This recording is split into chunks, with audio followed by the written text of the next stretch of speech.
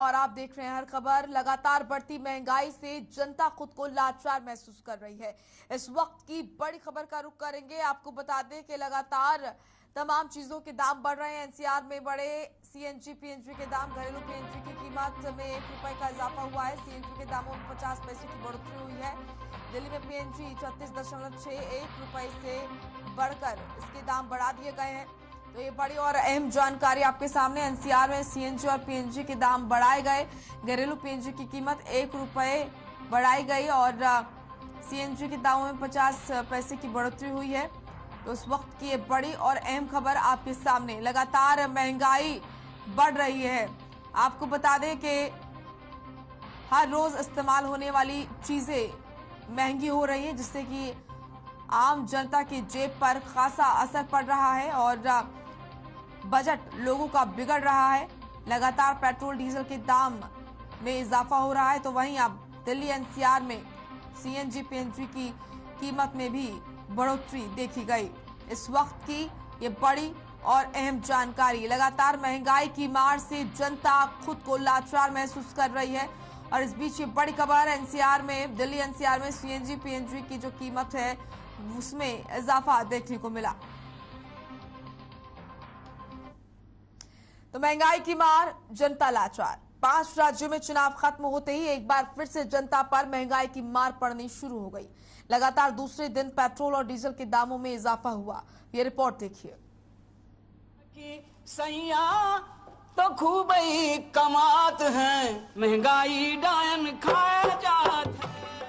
देश में 5 राज्यों में विधानसभा चुनाव खत्म होते ही लगता है अब राहत का दौर भी खत्म हो गया है, क्योंकि जैसे ही चुनाव खत्म हुए महंगाई की किश्त शुरू हो गई।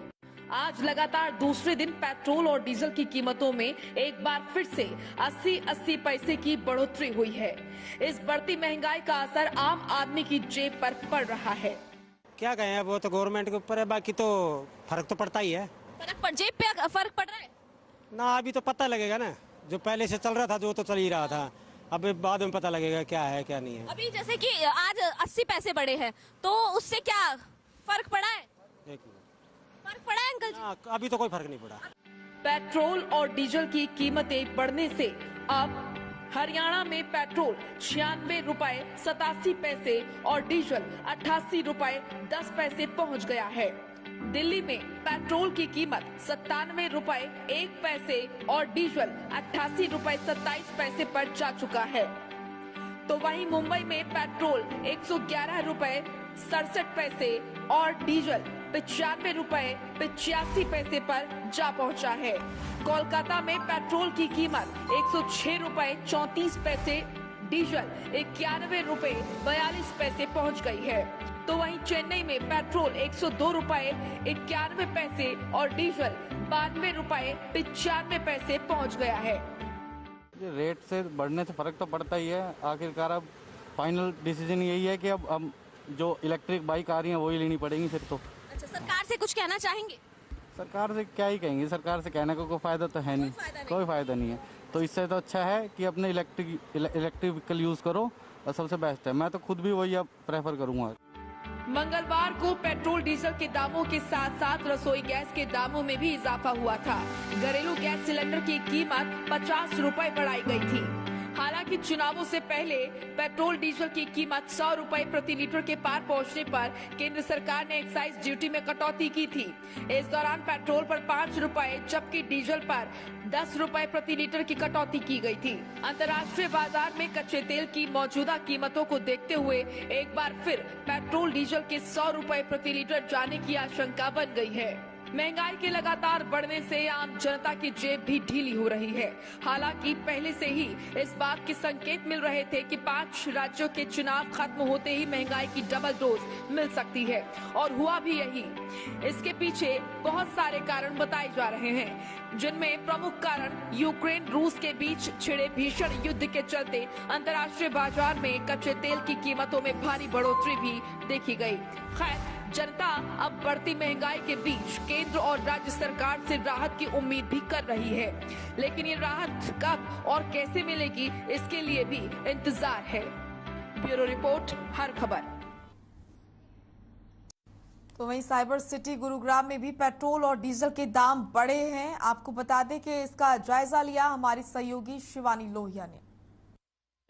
तकरीबन 137 दिनों के बाद अब पेट्रोल और डीजल के रेट जो है वो बढ़ने शुरू हो गए हैं। लगातार 2 दिन तक अब पेट्रोल और डीजल के रेट बढ़े हैं। लगातार 2 दिन 80 पैसे पेट्रोल के डीजल के दाम हैं उनमें उछाल आया है, जिससे कि आम जनता जो है वो बेहद परेशान जो है वो नजर आ रही है।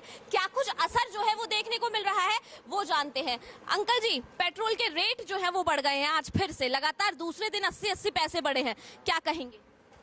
क्या कहें, वो तो गवर्नमेंट को, बाकी तो फर्क तो पड़ता ही है। जेब पे फर्क पड़ रहा है ना, अभी तो पता लगेगा ना, जो पहले से चल रहा था जो तो चल ही रहा था, अब बाद में पता लगेगा क्या है क्या नहीं है। अभी जैसे कि आज 80 पैसे बढ़े हैं तो उससे क्या फर्क पड़ा है? फर्क पड़ा है अंकल जी? अभी तो कोई फर्क नहीं पड़ा। अभी कोई फर्क नहीं पड़ा। अभी जो है अंकल जी का कहना है कि कोई फर्क जो है वो नहीं पड़ा है। और एक और भैया है, उनसे, भैया पेट्रोल के रेट बढ़े हैं, फर्क पड़ा है जेब पर? फर्क तो पड़ता ही है मैम। सरकार से क्या कुछ कहना चाहोगे? अब सरकार से क्या, सरकार किसी की सुनती है क्या? क्या फिर भी कोई गुजारिश करना चाहोगे? कोई गुजारिश नहीं किसी से हमारे तो। किसी से कोई गुजारिश नहीं। बिल्कुल, इनका ये बिल्कुल सरकार से जो है बिल्कुल थक चुके हैं और इनका कहना है कि हम कुछ नहीं कहेंगे। सर, पेट्रोल के रेट एक बार फिर दूसरे दिन बढ़ गए हैं।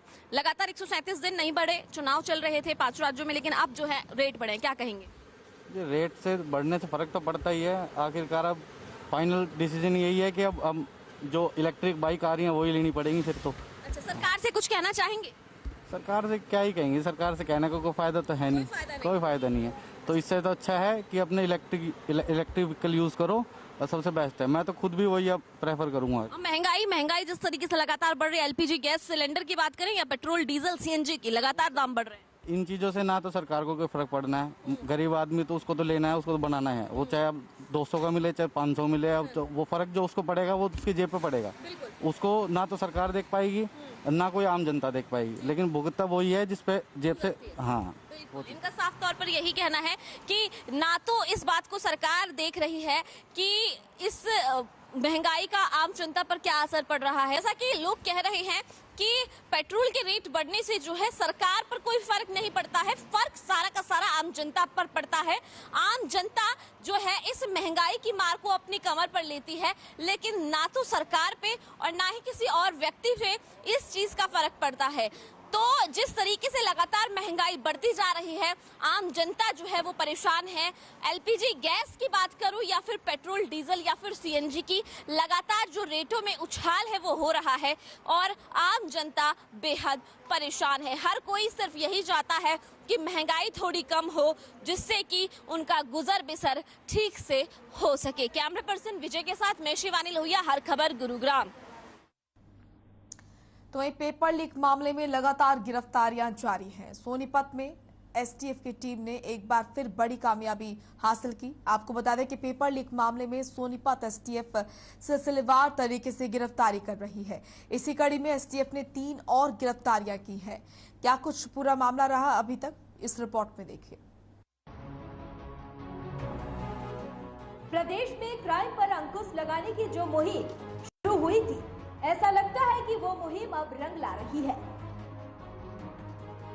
सोनीपत एसटीएफ को पेपर लीक मामले में बड़ी कामयाबी मिली है। सोनीपत एसटीएफ पूरे एक्शन मोड में है। इसी सिलसिले में सोनीपत एसटीएफ ने पेपर लीक मामले में 3 नई गिरफ्तारियां की हैं।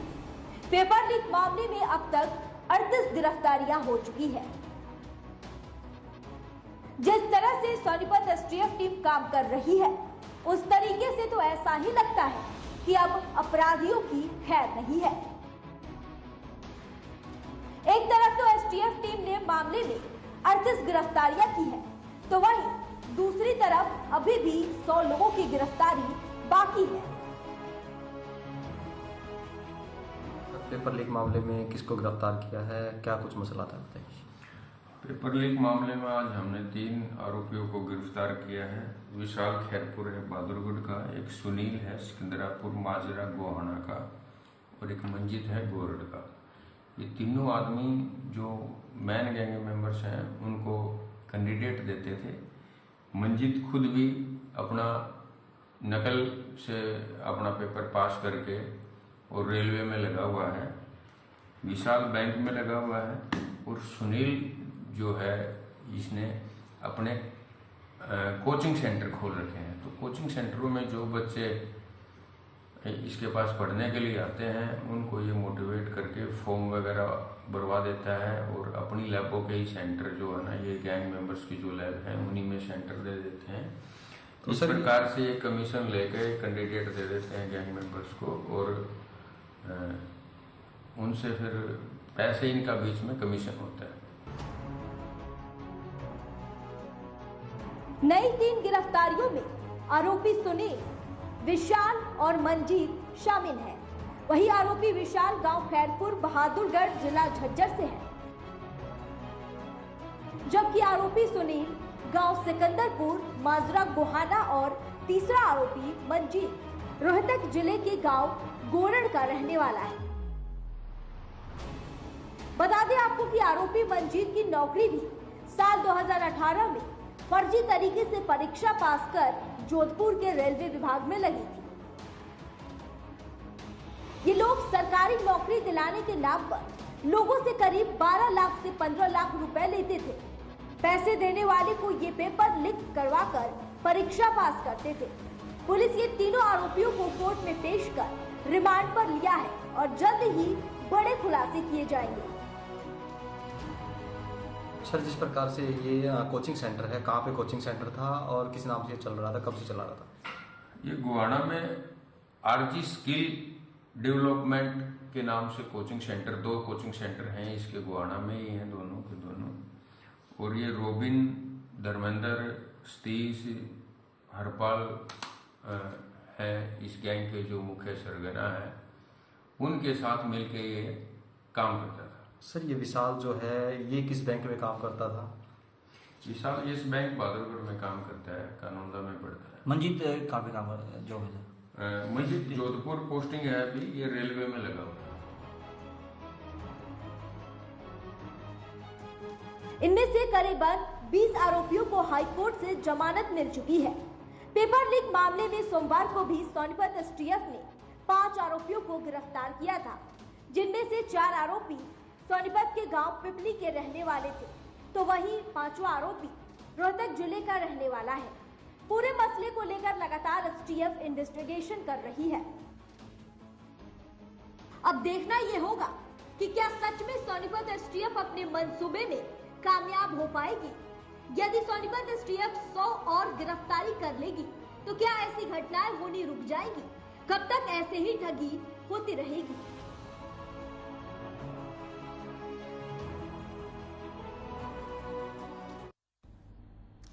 यूक्रेन से मेडिकल की अधूरी पढ़ाई छोड़कर देश में लौटे विद्यार्थियों को अब भविष्य की चिंता सताने लगी है। इसी के चलते विद्यार्थियों ने देश में मेडिकल की पढ़ाई जारी करवाने के लिए हरियाणा के मुख्यमंत्री के नाम उपायुक्त को ज्ञापन सौंपा। क्या है पूरा मामला, इस रिपोर्ट में देखिए। भारत के छात्र यूक्रेन में एमबीबीएस की पढ़ाई करने गए थे, लेकिन किसको पता था कि रूस और यूक्रेन के बीच युद्ध हो जाएगा और इन छात्रों को पढ़ाई बीच में छोड़कर वापस अपने ही वतन आना पड़ेगा। सबसे पहले तो यूक्रेन में बने हालातों के बीच छात्रों की सही सलामत वतन वापसी ही एक बड़ी चुनौती थी, लेकिन अब इन बच्चों को अपनी पढ़ाई और भविष्य की चिंता भी सताने लगी है। हरियाणा के कई जिलों से भी बच्चे पढ़ाई के सिलसिले में यूक्रेन गए थे। परिवार वालों ने भी पूरी फीस विश्वविद्यालय में जमा करवा दी थी। एमबीबीएस कर रहे हैं, हमारी सरकार से बस इतनी ही मांग है कि आप जैसे देख रहे हैं कि वहाँ इस टाइम क्या सिनेरियो है, और हम इस टाइम जो बच्चे हैं फर्स्ट ईयर और 6th ईयर को छोड़ के हम 2nd, 3rd, 4th, 5th year वाले सारे बच्चे फंस चुके हैं यहाँ पे कि हम क्या कर सकते हैं। तो हमारे सरकार से इतना ही अनुरोध है कि प्लीज़ हमें यहाँ पे या तो सीट्स प्रोवाइड कराई जाए या तो फीस उतनी करवाई जाए कि बच्चे यहाँ पे आराम से एडमिशन अपना ले सकें। अब इन छात्रों और इनके परिवारों को चिंता है कि पढ़ाई बीच में ही छूट गई है, अब क्या होगा। इन छात्रों ने सरकार से मदद की गुहार लगाई है। मदद की गुहार लगाते हुए विद्यार्थियों का कहना है कि ऐसे हालातों में प्रदेश और केंद्र सरकार को हमारी पढ़ाई जारी रखने के लिए बंदोबस्त करने चाहिए ताकि पढ़ाई पूरी हो सके।